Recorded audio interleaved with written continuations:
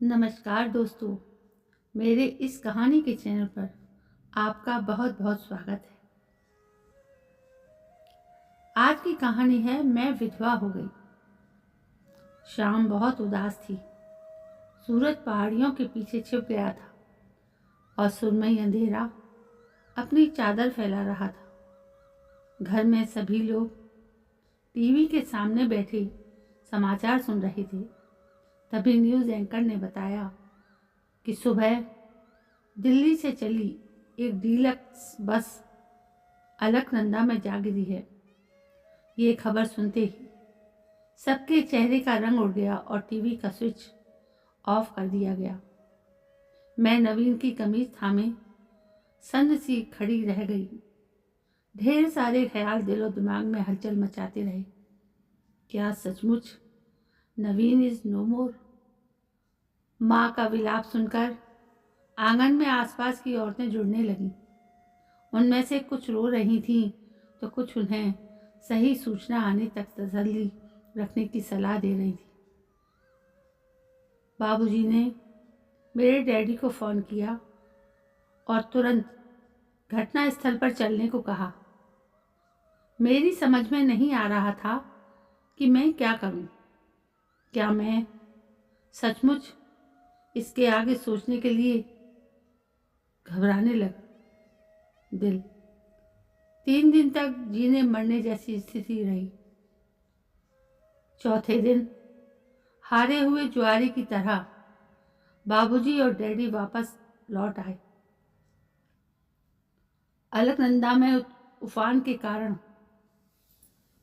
लाशें तक निकाली नहीं जा सकी थी। पता करके आए मर्दों के चेहरों पर हताशा को पढ़कर औरतें चीख चीख कर रोने लगीं।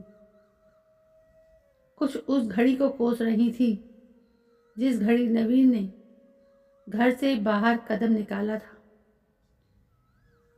एक बूढ़ी औरत मेरे कमरे में आई और मुझे घसीटती हुई बाहर ले आई। कुछ औरतों ने आंखों ही आंखों में सरगोशियां की और मुझे मेरा चूड़ियों से भरा हाथ फर्श पर दे मारा। चूड़ियां टूटने के साथ खून की कुछ बूंदें मेरी कलाई पर छलक आई, पर इसकी परवाह किसको थी। भरी जवानी में मेरे विधवा हो जाने से जैसे सब दुखी थी और मुझे गले लगाकर रोना चाहती थी। मैं पत्थर की शिला सी हो गई थी। मेरी आंखों में बूंद भर पानी भी नहीं था। अपने विफल हो रहे प्रयासों से औरतों में खींच सी पैदा हो गई। कुछ मुझे घूरते हुए एक दूसरे से कुछ कह रही थी तो मोहल्ले की थुलथुली बहुएं जो मेरी स्मार्टनेस से कुंठित थी अपनी भड़ास निकालने की कोशिश कर रही थी। मेरा लंबा कद, स्याह घने बाल, हिरनी जैसी आंखें और शादी में लाया गया ढेर सारा दहेज, जिसके कारण मोहल्ले की सासें अपनी बहुओं को ताने दिया करती थी, आज बेमानी बनकर रह गया तो मेरी सुंदर काया का मूल्य पल भर में कौड़ियों का हो गया। मेरी उड़ती नजर आंगन के कोने में खड़ी मोटरसाइकिल पर पड़ गई। इसी मोटरसाइकिल के लिए मुझे 4 दिन तक भूखा रखा गया था और 6 महीने तक मैं मायके में पड़ी रही थी। आखिर पापा ने अपने फंड में से पैसा निकाल कर नवीन को मोटरसाइकिल ले दी थी। अब कौन चलाएगा इसे? नवीन की मौत से हटकर मेरा मन हर राउंड में लाई गई चीज़ों की फहरिस्त बना रहा था। कुल 2 साल ही हुए थे हमारी शादी को और हमारी बेटी मिनी साल भर की है। खुद को कर्ज में डुबोकर बेटी का घर भर दिया था पापा ने। क्या मैं उस आदमी के लिए रूं जो हर वक्त कुछ ना कुछ मांगता ही रहता था और हर चौथे दिन रुई की तरह धुन देता था। तभी औरतों की खींचातानी से मिनी रोई तो मेरी तंद्रा टूटी। मैं उसे औरतों की भीड़ से निकालकर कमरे में ले आई। औरतों का आना जाना कई दिनों तक लगा रहा। कुछ मुझ कुलच्छनी बहू को घूर घूर कर एक दूसरे से बतियाती हुई आंसू बहाती, तो कुछ मेरे न रोने धोने के कारण किसी रहस्य को सूंघने की कोशिश करती, पर मुझे उनकी परवाह नहीं थी। माँ जो शेरनी की तरह दहाड़ती रहती थी, अब भीगी बिल्ली सी आंसू बहाती रहती। मेरी ननद गीता और उसके पति रजनीश भी आ गए थे। गीता मेरे कमरे के फेरे मारती रहती और एक एक कीमती चीज के दाम पूछती रहती। रजनीश की नजर मोटरसाइकिल पर थी। गीता को वापस जाना था। रजनीश ने खिसियानी सी हंसी हंसते हुए कहा, भाभी, अब इस मोटरसाइकिल का यहाँ क्या होगा? कहो तो मैं ले जाऊं। जीटीसी बसों में आते जाते मैं तो तंग आ गया हूं। रोज देर हो जाती है तो बॉस की डांट खानी पड़ती है। फिर मोटरसाइकिल पर बैठकर ट्रायल लेने लगा। गीता भी पीछे नहीं रही। भाभी, इस कॉस्मेटिक बॉक्स का अब आप क्या करेंगे? आपके लिए तो बेकार है, मैं ले जाती हूँ। कितने सारे तो परफ्यूम हैं, इतनी अच्छी चीजें इंडिया में कहाँ बनती। आपके पापा का भी जवाब नहीं। हर चीज कीमती दी है। आपको क्या संबंध स्वार्थ की कागजी नींव पर टिके होते हैं? यह सोचते हुए संबंधों पर से मेरी आस्था हटने लगी। ये वही गीता है जो बार बार गश खाकर गिर रही थी, और भाई की मौत को अभी 4 दिन भी नहीं गुजरे, इसने अपना रंग दिखाना शुरू कर दिया। गीता और रजनीश की नज़र तो मेरे लैपटॉप और महंगे मोबाइलों पर भी थी, क्योंकि बाबूजी ने कह दिया था कि मोटरसाइकिल वगैरह अभी यहीं रहने दो, बाद में देखेंगे। गीता ने एक बार झिझकते हुए कहा, भाभी, आपके पास तो 2 मोबाइल हैं। वाह, कितने खूबसूरत हैं। मैंने जब कोई जवाब नहीं दिया तो वो बोली, मैं तो ऐसे ही कह रही थी। गीता और रजनीश के जाने के बाद घर में गहरा सन्नाटा छा गया। माँ और बाबूजी दोनों ही शंकित थे कि कहीं मैं भी उन्हें छोड़कर चली जाऊं, पर अब कहाँ जाना था मुझे। हालांकि पापा ने मुझे साथ चलने को कहा था, पर मैंने मना कर दिया। बाबूजी का दुलार तो मुझे हमेशा ही मिलता रहा था, पर माँ और नवीन के सामने उनकी चलती ही नहीं थी। पर अब कितना कुछ बदल गया था। थोड़ी भागदौड़ के बाद मुझे नवीन की जगह नौकरी भी मिल गई। रसोई घर जहाँ मैं दिन भर खटती रहती थी, उसको माँ ने संभाल लिया था। नौकरी पर आते जाते मुझे लगता था कि कई आंखें मुझे घूर रही हैं।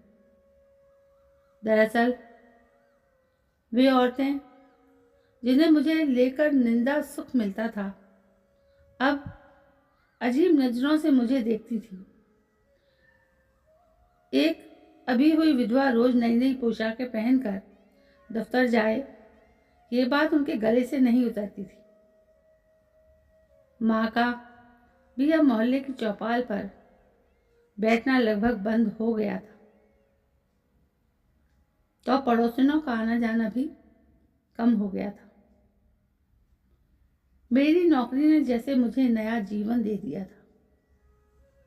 ऐसा लगता था जैसे मरुस्थल में बरसाती बादल उमड़ने घुमड़ने लगे। इससे बेचैनी और भी बढ़ जाती। तो मैं सोचती कि मैं विधवा हो गई तो इसमें मेरा क्या कसूर। दहेज में मिली कई कीमती साड़ियों की तय अभी तक नहीं खुली थी। मैं जब उनमें से कोई साड़ी निकाल कर पहनती तो माँ प्रश्नवाचक नजरों से चुपचाप देखती रहती और मैं जानबूझकर अनजान बनी रहती। कॉलोनी की जवान लड़कियों को मेरा कलर कॉम्बिनेशन बहुत पसंद आता था। वे प्रशंसनीय नजरों से मुझे देखती, पर मैं इस सबसे तटस्थ रहती।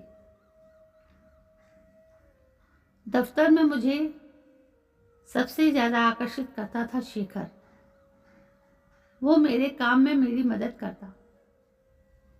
फिर कभी कभी बाहर किसी रेस्टोरेंट में कॉफी पीने के लिए भी हम चले जाते। गपशप के दौरान कब वो मेरे करीब आता चला गया मुझे पता ही नहीं चला। धीरे धीरे हम दोनों एक दूसरे के इतने करीब आ गए कि साथ जीने मरने की कस्में खाने लगे। एक दिन इतवार को दोपहर के समय जब मैं मिनी को गोद में लिए बाहर निकली तो माँ ने प्रश्नवाचक नजरों से मुझे देखा। मुझे लगा जैसे मैं कोई अपराध करने जा रही हूं, पर अब मैंने नजरों की भाषा को पढ़ना छोड़ दिया था। मन में एक अजीब सी प्यास थी और मैं मृग तृष्णा के पीछे दौड़ रही थी। देर शाम को जब घर लौटी तो माँ की नज़र में कई सवाल थे। वे मिनी को उठाकर बाहर ले गईं और लौटी तो पूछा, ये शेखर अंकल कौन है? मैं सन्न रह गई। माँ मुझसे ऐसा सीधा सवाल करेंगी, ये तो मैंने सोचा ही नहीं था। मगर जल्दी ही मैंने खुद को संभाला और बोली, शेखर मेरे दफ्तर में काम करता है, मॉल में मिल गया था। माँ ने हुंकार भरी और अपने कमरे में चली गई।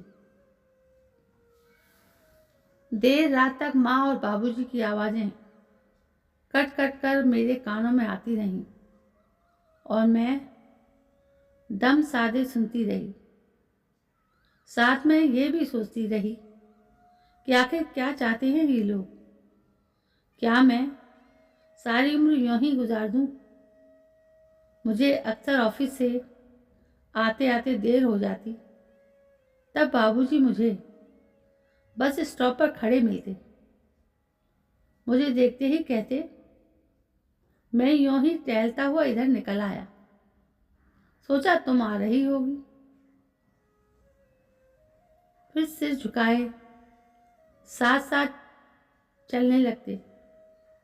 मुझे ऐसा लगता जैसे मैं कांच के मकान में रह रही हूं, जरा सी ठोकर लगते ही टूट जाएगा।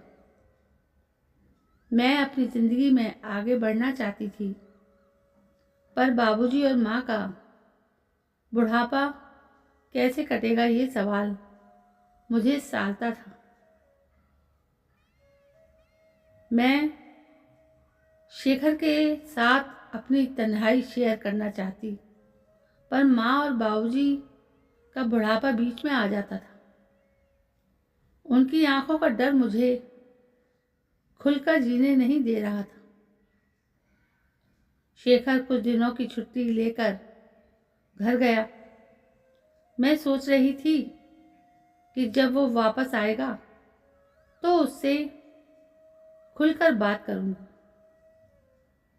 उसने वादा किया था कि वो अपने माँ बाबू से को मना लेगा, इसलिए मैं आश्वस्त थी। लेकिन एक दिन ऑफिस में मैंने अपनी मेज पर एक लंबा लिफाफा रखा देखा। लिफाफा खुला ही था, अंदर से कागज निकला तो देखा, लगा छनाक से कुछ टूट गया। एक वेडिंग कार्ड था, शेखर विद सरोज। साथ में एक चिट्ठी भी थी जिसमें लिखा था, मीरा, एक विधवा के साथ विवाह करने की बात मेरे मम्मी डैडी के गले नहीं उतरी। विधवा, उस पर एक बच्ची की माँ। सच मानो मीरा, मैंने मम्मी डैडी को समझाने की बहुत कोशिश की, पर अपने अविवाहित बेटे के लिए उनके दिल में बड़े बड़े अरमान हैं, कैसे तोड़ दूं उन्हें। मुझे क्षमा कर देना मीरा।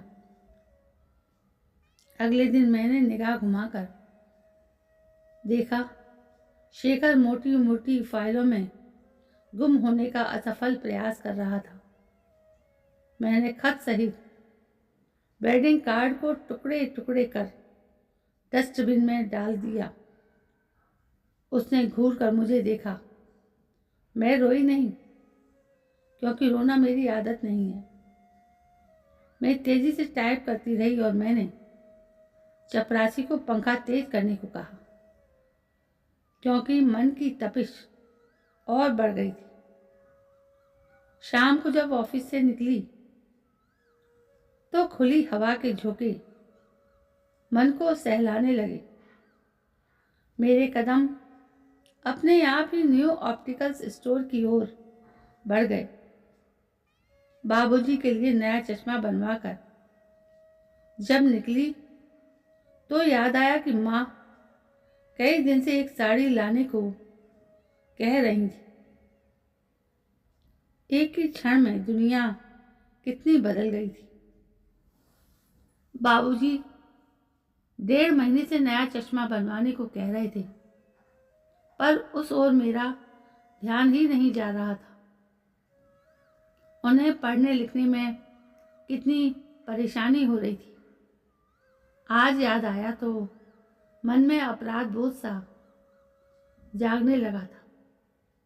लगता है बाबूजी को शेखर के विवाह की बात पता चल गई थी। वे बस स्टॉप पर भी नहीं आए। अगली सुबह देखा तो वे मोटरसाइकिल साफ कर रहे थे। मुझे लगा इसे बेचने की तैयारी है। मन में कसैलापन भर गया, पर तभी बोले, बेटा, तुम्हें तो मोटरसाइकिल चलानी आती है ना, चलो जरा डॉक्टर की दुकान तक ले चलो। बसों में जाने में दिक्कत होती है। मैं मुंह खोले उन्हें देखती रह गई और फिर उनके सीने से जा लगी। बाबूजी, मुझसे बोला नहीं जा रहा था। तभी माँ की आवाज आई, और हाँ, लौटते हुए बेकरी से एक केक लेती आना, आज तेरा जन्मदिन है ना। तो समझ लो मेरा दिल गदगद हो उठा और मैं जिस अनचाही प्यास की ओर भागी जा रही थी वो आज तृप्त हो गई। तो दोस्तों, ये थी एक बहुत ही दिलचस्प कहानी जो आप तक इस वीडियो के माध्यम से मैंने पहुंचाई। क्या आपको ये कहानी यदि पसंद आई है तो प्लीज़ लाइक ज़रूर करें, शेयर करें और कमेंट भी करें। और मेरे चैनल को, जिसका नाम है हमारी कही, उसे सब्सक्राइब भी करें। कल मैं फिर हाजिर होती हूँ एक नई कहानी के साथ। तब तक के लिए जय हिंद, वंदे मातरम।